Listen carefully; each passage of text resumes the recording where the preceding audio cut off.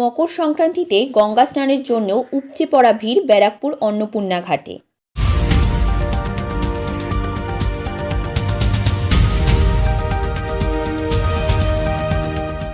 মকর সংক্রান্তির পুণ্যতিথিতে গঙ্গা স্নানের জন্য ব্যারাকপুর অন্নপূর্ণা মন্দির সংলগ্ন গঙ্গা ঘাটে সকাল থেকেই লক্ষাধিক মানুষের ভিড়।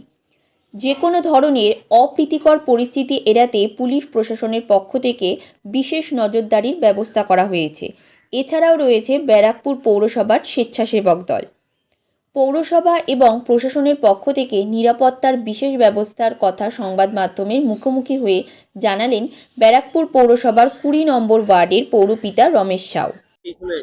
এখানে ম্যাক্সিমাম 1 লাখ লোক হয়, কারণ বহু দূর দূর দিয়ে নীলগঞ্জ, বারাসাত, তোমার গ্রামে যত আছে আমাদের খড়দা এই পাতুলিয়া লোক সবাই এখানে চান করতে আসে আমাদের। যাই হোক, আমাদের ব্যারাকপুর মিউনিসিপ্যালিটির পক্ষ থেকে আমরা ভলেন্টিয়ার রাখি, লোক থাকে। আমাদের টিটাগড় থানা আইসি উনিও পুলিশ দেন দেখাশোনার জন্য কিছু না হয়। এটা আমরা আজকে না, প্রত্যেক বছরই আমরা থাকি, দেখাশোনা করি যেন কোনো দুর্ঘটনা না হয়। এই জন্য আমরা সবসময় থাকি। এই তো এখন ঘাটে ছিলাম, চলে এসছে বাড়ি।